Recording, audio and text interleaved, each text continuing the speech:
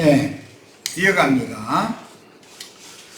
결국 아비라는 용어는 영적인 아버지를 의미하기 때문에 육신적인 아버지를 말하는 게 아니고, 너는 너의 마귀로부터 났다가 것은 유대교의 랍비들, 바리새인 율법사 서기관들의 아버지는 뱀이다, 마귀다 이렇게 말씀하신 것은 어떤 가르침은 어떤 영을 붓는 것이고 어떤 씨를 심는 것이라고 비유를 한다는 것을 이해를 잘 하셔야 되겠어요. 무지하며 교만한 짐승인간들을 계몽시켜서 참빛이신 하나님께로 돌아오게 하는 사역자로 세우시되 성령의 기름 부음을 통해서 사역을 위임하셨으므로 사람에게서 배운 세상의 신학을 이수한 것을 앞세우는 자칭 유대인들인 소위 신부나 목사들의 육적이고 세상적인 가르침을 조심해야 합니다. 콜라민 말씀을 가르침받는 모든 양물들은 들을 귀가 있어야 되고, 즉 분별력이 있어야 된다는 것이죠. 그들은 대부분 말씀을 도둑질하여, 가룟 유다가 그랬죠. 주님의 말씀을 도둑질했죠. 자기 것으로 말하면서 자기 자랑이나 일삼고 어리석고 순진한 신자들을 불러 모아 자기의 종교 사업체를 교회라는 미명으로 세우고 헌금이나 뜯어내어 치부하고 부귀영화와 존경을 받음으로 세상 영광을 누리려는 간교한 독됨의 씨로서 그의 가라지들이었다. 가라지 씨는 다음 해도 또 가라지 씨를 부리고 가라지가 또 나고 또 가라지는 가라지대로, 생명의 씨는 계속 대를 이어서 생명을 유전하게 되어 있죠. 자, 힘센 천사가 주신 열린 작은 책의 말씀을 받아 영감으로 깨닫고 순수하고 진실한 천국 복음을 온 지구상에 증거하고 선포하여 세상 나라가 주와 그 그리스도의 왕국이 되게 하는 중차대한 사명에는 관심이 없고 오직 교권 유지와 세상 영광이 그들의 목적이다. 뱀 자손들의, 뱀 새끼들의 특징이라는 것은 주님과 제자들이 간 길을 입으로는 선전을 하는데 자기는 좀 반대의 길로, 세상 길로 향해서 자기는 날리죠. 그래가지고 큰 예배당 세우면은 그가 이제 은퇴할 때 되면은 장로단하고 재판하죠. 돈을 많이 안 주냐 그러고, 창피한 것도 몰라. 이런 짓을 서슴지 않는 걸 보면은, 아, 그들이 뱀들아 독사의 자식들아 하는 말씀이 누구 한 말씀이 이루어지기 쉽게 할 수 있다.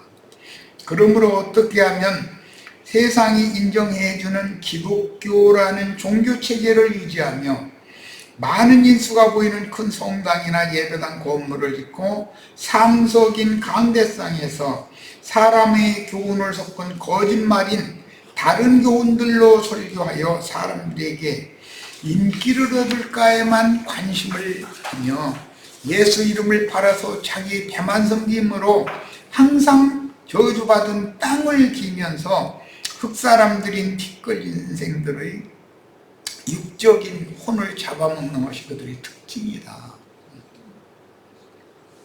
예수께서 대답하시되, 마태복음 21장 24절에요. 한 말을 너희에게 물으리니 너희가 대답하면 나도 무슨 권위로 이런 일을 하는지 이르리라. 요한의 세례가 어디로부터 왔느냐, 하늘로부터냐 사람으로부터냐, 이랬어요.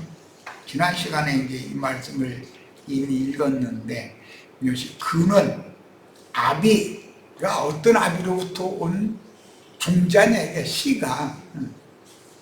오늘은 이제 그걸 붙여 살펴보는 거예요. 주님은 그들의 속내를 정확히 알고 계셨으므로 본문과 같이 역으로 질문하셨는데, 주님의 질문에 저들은 답변하지 않을 것이라는 것까지도 이미 간파하고 이렇게 질문을 한 거다. 그들은 난처하면은 답변을 안 해버리죠. 그런데 저희가 누구에게 물어본 질문에 대해 답변을 못하면 말로 저희가 이겼다고 생각하기 때문에 공박을 하죠. 이제 이게 그 특징이라는 거예요. 그들의 특징이다.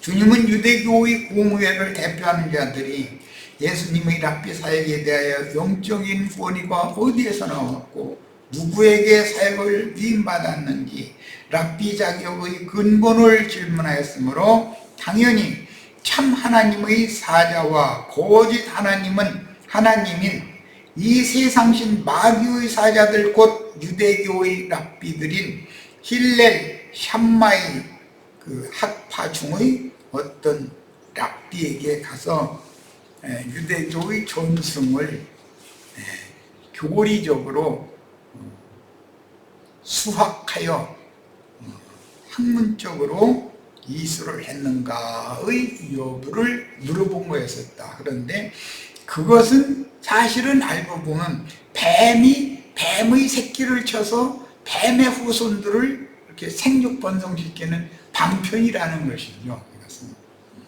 하나님의 백성들은 그 독사의 새끼들이 독사가 뱀이 에덴 동산을 점령을 해서 새끼를 쳐버렸기 때문에 하나님은 그 백성들을 에덴 동산 뱀의 속을에서 나오라고 그러시죠. 내 백성은 나와라.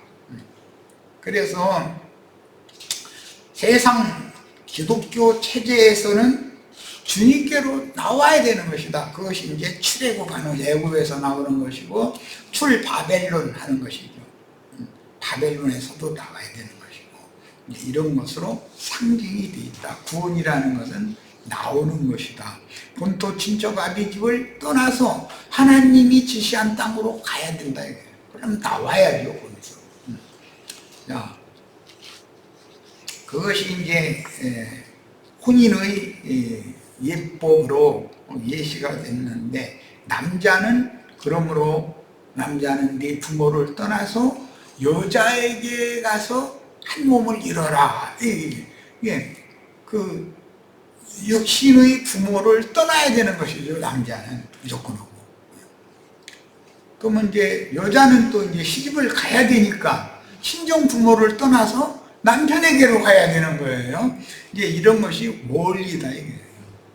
뱀의 옛것, 육적인 것, 땅에 속한 것, 저주에 속한 것에서는 떠나서 하나님이 배필로 맺어주는 짝을 찾아서 거기에서 하나님이 준매한 남편과 아내를 통해서 생육 번성을 해야만 하나님의 뜻이 이루어지는 거다.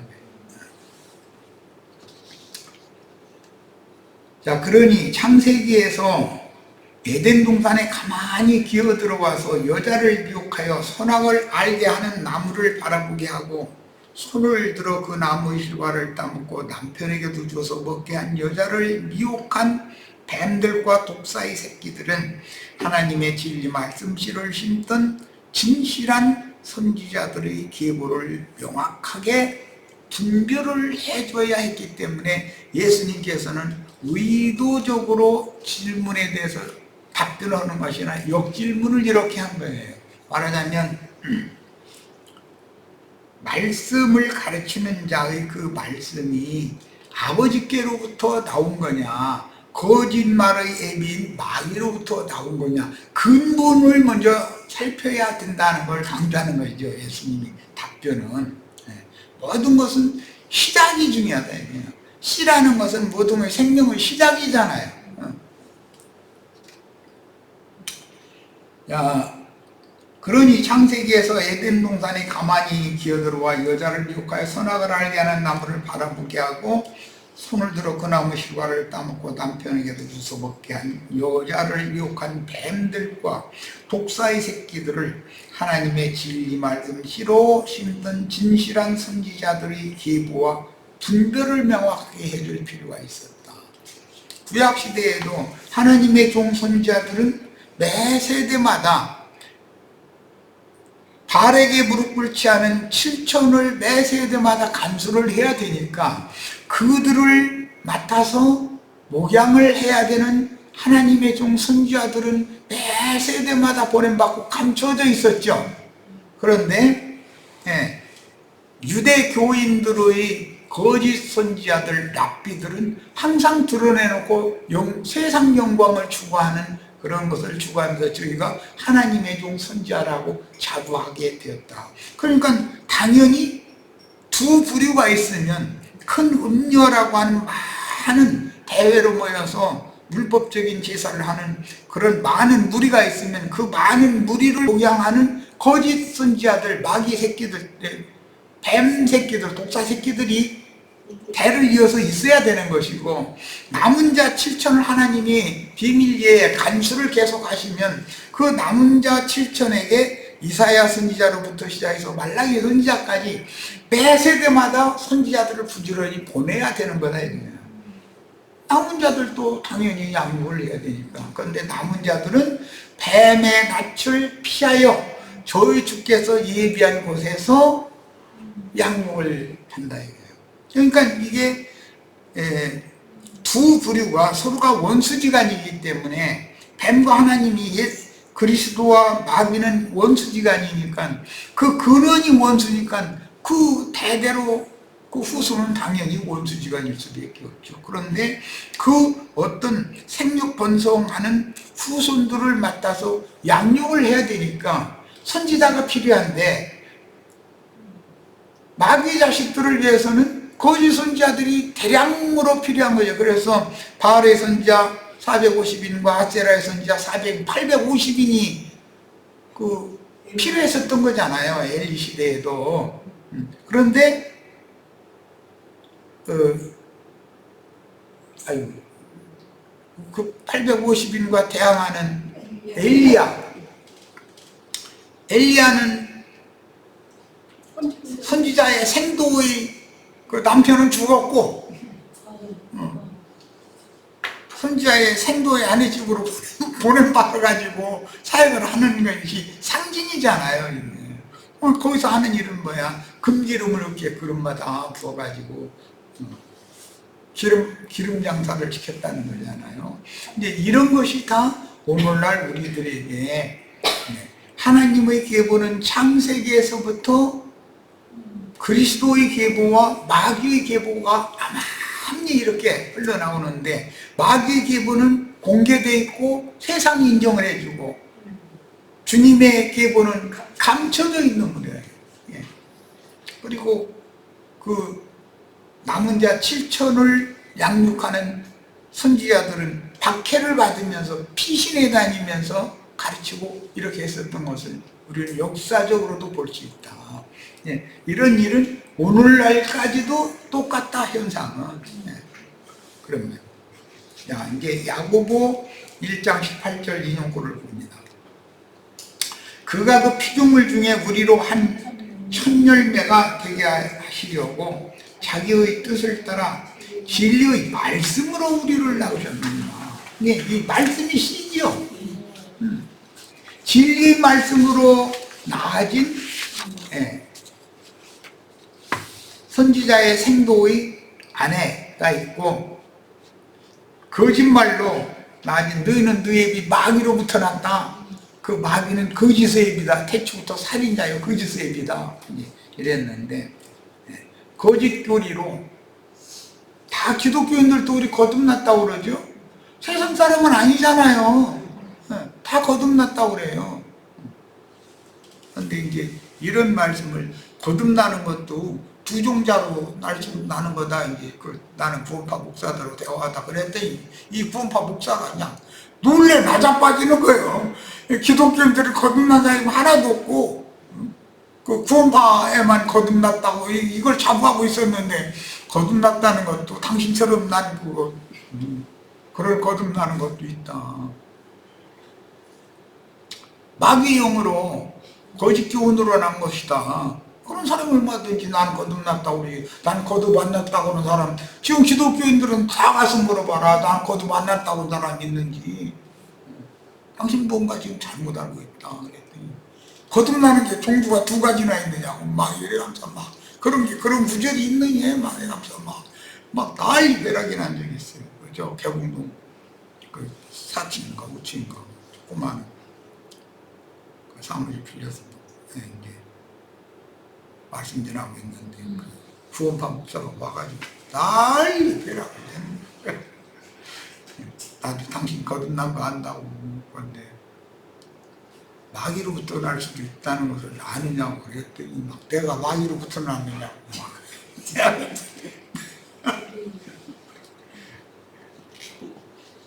아이고 마귀로부터 나지 않고 진리 말씀으로 났으면 진리 하나님께로부터 났으면 그거에 대해서 그렇게 이해를 하고 감사함으로 받으면 되는 일이지 왜 그렇게 그냥 비겁을 하고 그냥 난리를 내느냐고 나하고 싸우려고 지금 왔느냐고 나 당신 말이야 와서 바빠서 용접해주고 대화를 나눠주는 거지 나한테 시간 없는 사람이요 당신이 나한테 전도해보겠다고 온 거 아니야 내가 볼 때는 내가 당신한테 전도해야지 당신이 나를 전도할 수 있는 사람이 아니고만 들어보니까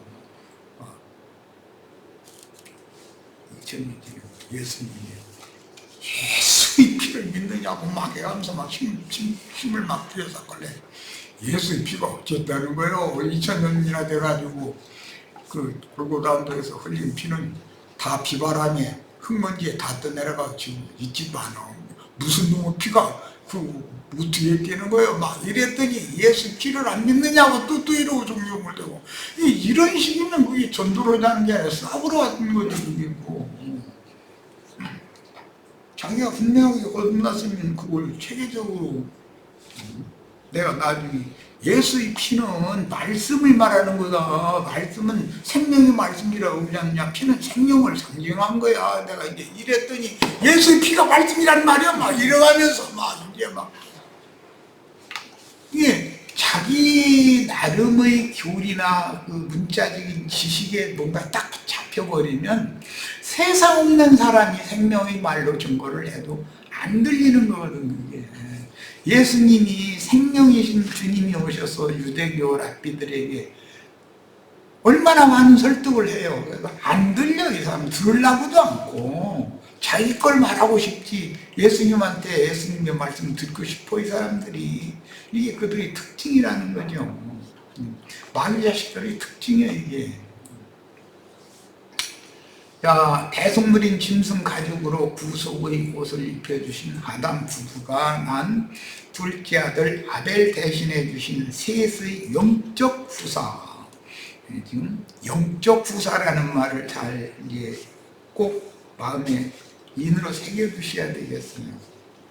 육신적인 세상의 셈죽은 마다들은 돈 한마디라도 더 주죠. 마다들은 특징이 조상의 제사권이 있죠. 마다들의 특징은 이제 셈족의 육적 장자권에 대한 이해인데 하나님은 육적 장자권의 모형과 표상을 영적인 장자권 후사 아브라함의 믿음의 후사가 되는 영적 장자를 씨라고 그런다. 아브라함이 많은 아들을 8아들이나 뒀죠. 그렇지만 씨는 이삭 한 사람으로 말미암는다고 되어 있다. 거기서 말하는 씨라는 것은 영적인 계보를 이어갈 후사권을 말하는 것이다. 영적 장자권. 그래서 아브라함의 자녀 라는 말과 아브라함의 씨라는 말은 전혀 개념이 다른 얘기다. 이걸 꼭 이해를 하셔야 돼요. 영적 후사로 이어지는 생명의 씨, 진리의 말씀을 일컫는 씨라는 용어, 히브리어는 제라죠. 헬라어로는 스페르마라는 용어인데 이 말은 생명의 근원, 원천 그런 뜻이에요. 생수의 원천. 생명수가 원천이 있을 거 아니에요. 생명수를 솟구천에는 원천에서 생명수가 이렇게 흘러나가는 것이죠. 그러니까 무엇이든지 성경은 예수님은 근원을 원천을 원인을 그것을 가르치기를 원했다는 거예요. 그러니까 생명의 말씀의 근원이 생명의 씨인데 생명의 씨는 하나님의 말씀인데 하나님의 말씀을 내가 맡아가지고 왔다. 내가 바로 하나님의 씨다. 이걸 증거하고자 했던 거예요. 그런데 가르치는 말씀에 대해서 예수님은 그 근원을, 내가 가르치는 말은 모든 생명의, 영어로 말하면 원천, 생수의 원천이고 생명의 근원적인 말인 거다. 이걸 설명하고자 하는데 유대교 지도자들은 예수님이 지금 하는 말을 전혀 이해를 못하고 있다라는 말에 지금. 그럼 우리는 이런 말씀에 대해서 이해력을 가지고 들어야 된다. 말씀을 들을 때는. 가인의 길에 행하는 자들이 못 치는 엄한 금령을 배도하고 뱀의 미혹을 받아들여 선악을 알게 하는 나무 실과를 따먹고 남편에게도 주어서 그도 먹게 하므로 첫 아담 부부는 이미 배도자의 상태로 죄악의 씨앗인 가인을 낳았는데, 이는 혈통과 육정과 사람의 뜻으로 난 육적 장자, 가인은 육적 장자다. 아벨은 영적 장자권자인데, 육적 장자권자가 아벨을 죽이면 기업이 자기 것이 될 것이라고 믿기 때문에 아벨을 죽인 거 아니에요. 그런데 하나님은 살인자인 가인에게 당신의 기업을, 영적 기업을 물려준 의도가 없기 때문에 아벨 대신에 셋을 또 줘서, 셋을 통해서 아벨과 같은 씨의 역할을 하게 해서 셋의 후예를 계속 이어가게 했다. 셋의 후손이 아브라함, 이삭, 야곱으로 흘러나오는 거 아니에요. 다섯, 다윗, 예수님, 오늘날 우리들 이렇게 흘러나오는 거예요. 자, 훗날 가브리엘 전사를 처녀 마리아에게 보내어 성경의 예언을 이루실 하나님 말씀을 믿음으로 받아들여 잉태한 여자인 마리아가 표적이 되었고, 마리아는 육신적인 남자를 아는 여자가 아니죠. 성령의 계시, 천사장을 통해서 말씀하신 하나님의 말씀을 마리아가 마음에 믿은 것이 근거가 돼서 처녀가 아들을 낳는 말씀이 이루어졌다 하는 거예요. 이것은 믿음으로 말미암는 후사를 이어가는 얘기를 말한 거다. 사람으로서는 이게 이해할 수가 없죠. 처녀가 어떻게 아들을 잉태를 해서 해산을 해. 이것은 영의 세계에 관한 이야기를 하는 것이지, 육신적인 어떤 출생 문제가, 혈통과 육정과 사람 뜻으로 낳는, 그 자식 낳는 그 얘기가 아니다 이거예요. 하나님의 비밀스러운 뜻을 이루기 위하여 하나님께서 인간들은 절대로 행할 수 없는 어떤 이적, 아주 이해가 안 되는 그런 표적이 이루어지게 하는 것이죠. 사람의 관념으로는 처녀 마리아가 예수를 낳았다 그러면은 그 이해가 돼요, 그게? 말이 안 되는 소리지. 그런데 처녀 마리아는 하나의 표적일 뿐이었고, 실제 이제 성경에서 말하는 처녀가 아들을 낳는다는 건 계시록 12장에서 해를 입은 한 표적의 여자가 철장 권세자인 아들을 낳는 이야기인데, 이것은 회개하고 돌이켜서 영이 거듭난 사람들의 교회가 이기는 자를 낳아서, 이제 후사죠, 씨, 이기는 자를 낳아서 그들을 통해서 하나님의 왕국이 세워지고 하나님의 왕국이 통치되어지는 계보를 있게 하는 것. 그래서 이것은 영적인 문제다. 그래서 육신적인 장자가 아니고 하나님이 말씀하시는 차자나 삼자나 사자가 영적인 장자가 될 수가 얼마든지 있는 거죠. 이것은 영적인 장자, 즉 후사가 이어지는 이야기다. 이것은 모두 영이라는 게 하나님의 말씀이 영이고, 하나님의 그 말씀 속에는 생명이 흘러가기 때문에 생명의 근원을 다루는 것이 씨라는 말씀이다라는 걸 이해하시면 되겠어요. 그러나 예루살렘 교회는 사도들과 함께 모이던 다락방 교회와 야고보와 함께 모이던 많은 수만이나 된다고 그랬어요. 사도행전에 보면 유대인의 기독교로 나눠진다. 사도행전 13장에 보면 예루살렘에는 율법에 여전히 열심히 하는 믿는 이가 수만 명이라고 그랬죠. 그들은 믿는데도 율법은 율법대로 지켜야만 된다는 걸 막 열심히 율법에 대한 열심히 특심이 사람들.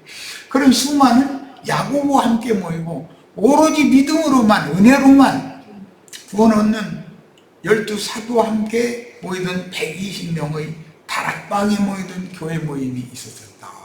여기서부터 소위 말하는 초대교회 시작에서부터 주님의 교회와 음부의 권세가 이기지 못하는 음부의 교회와 음부의 권세가 지배하는 세상 교회, 기독교계라는 것이 예수를 믿는 자들이었으니까 기독교인들이죠.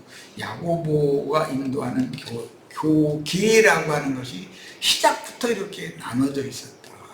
오늘날까지 지금 이렇게 대를 지어서 그 후사 시 문제 때문에 이렇게 계속 생육 번성하는데 흘러나오는 거죠, 이게 계보가. 그러나 예루살렘은 로마에 의해 정복되었고 로마교와 이방교회들은 점차 이방 문화가 유입되어 세습화되므로 교회를 개혁하고 정화하려는 노력이 매 세대마다 있었으나 세상에서는 큰 호응을 얻지 못하며 이방인의 때가 찼는데, 지금 이방인의 때가 좀 찼잖아요. 땅끝까지 복음이 전파되지 않을 수 없는 것은 모든 복음은 지금은 인터넷으로 전해지기 때문에 전해지지 않은 것은 없어요. 이제는 인터넷으로 빛의 속도로 전해지고 있는 거예요.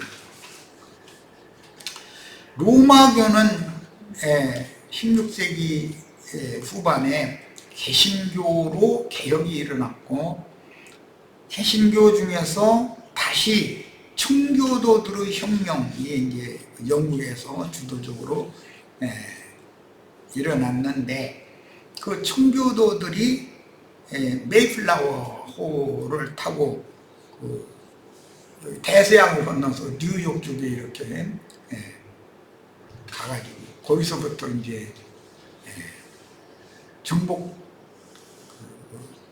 북미 대륙의 정복이 계속되어서 오늘날 이제 미국이 세워졌습니다. 그런데 원래 자신들이 땅이 아니잖아, 거기가. 그런데 뭐 엊그제 2, 3일 된 것 같아요. 인터넷 신문에 보니까 무슨 30대 되는 어떤 영주권이 없는 어떤 사람 미국에서 산다 해가지고 이민국이라고 이미그레이션이라고 하죠. 그 이민국 직원이 권총으로 사람을 쏴서 죽여버렸더만. 그렇게 포악한 짓을 지금 트럼프 정부가 하고도 뻔뻔해. 왜 나가라는데 안 나가고, 영주권이 없으면 나가라는데 안 나가고 버티고 살려고 그러느냐, 뭐 이런 식으로 억지를 부리고.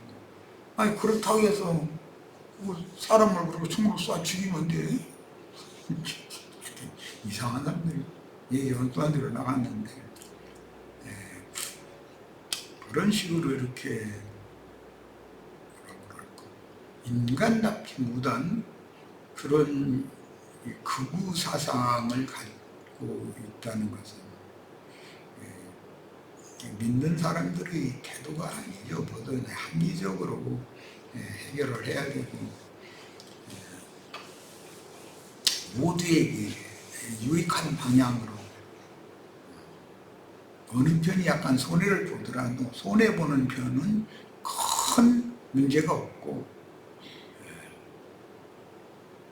공평하게 많은 사람들이 이득을 보는 그런 것을 추구를 하는 정책을 해도 그런 정책을 해야 맞죠. 우연찮게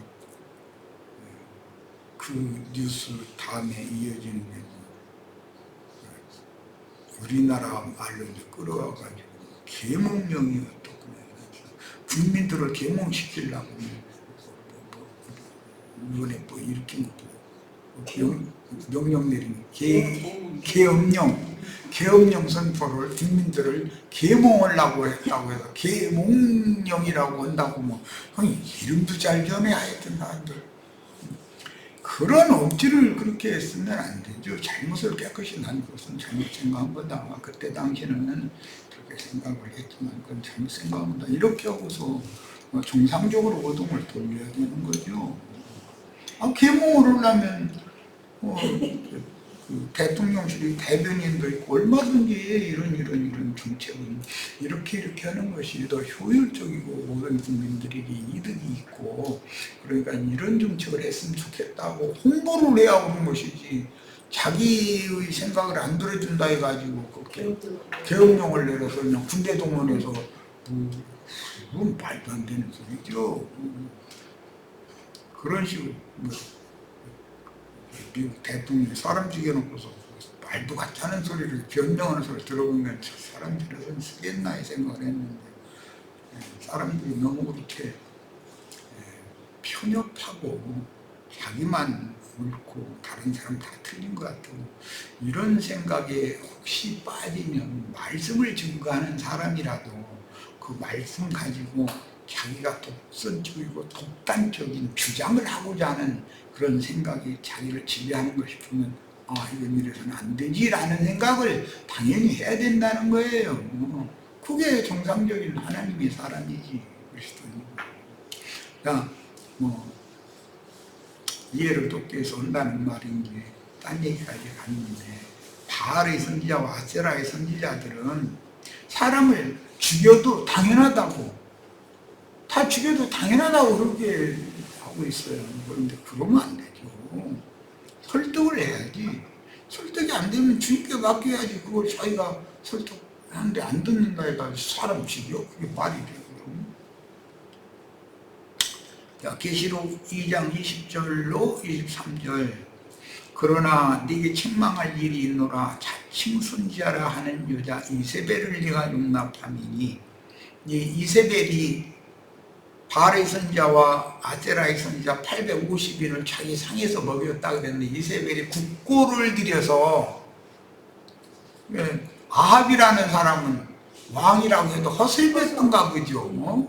우리나라가 엊그제 그 이상한 여자가 그게 대통령 뒤에서 지멋대로 다 하고 해가지고 지금 시끌시끌하고 그러는데 이런 것이 문제라는 거예요.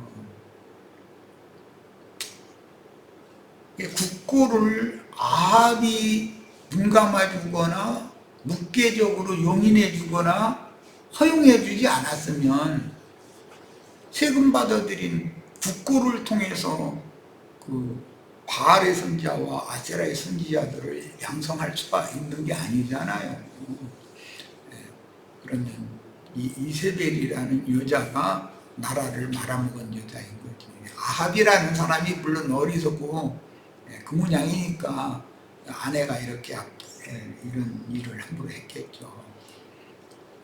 용납하미니 그녀가 내 종들을 가르쳐 꿰어 행음하게 하고 우상의 제물을 먹게 하는도다 그랬는데 이게 이세벨을 용납한다라는 말은 바알의 선지학교 엘리야의 아세라의 바알을 자꾸 혼나오는 거예요.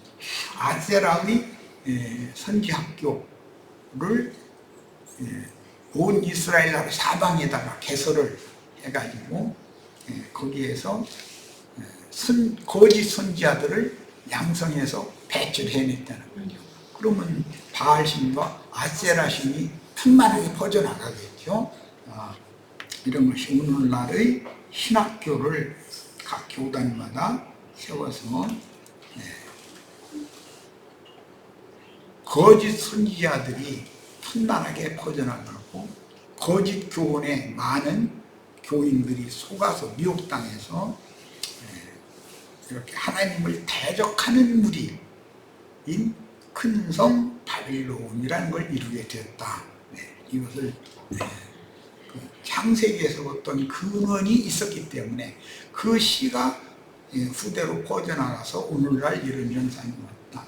큰 성 바벨론과 해를 입은 한 여자, 큰 음녀라고 하는 음녀와 해를 입은 정결한 처녀 여자가 계시록에서는 결정적으로 이렇게 대조가 딱 돼서 결론을 맺고 있는 거예요. 음녀가 낳은 아들들이 있을 것이고 정결한 처녀 교회 해를 입은 여자가 낳은 사내 아들들이 있습니다. 자, 오늘은 여기까지 해서 마칩니다. 성경이라는 건 어떤 근원이 있기 때문에 과정 흐름이 있고 결론에 이렇게 나타난다라는 것까지 살펴봤습니다. 자, 오늘 집회는 모두 마칩니다.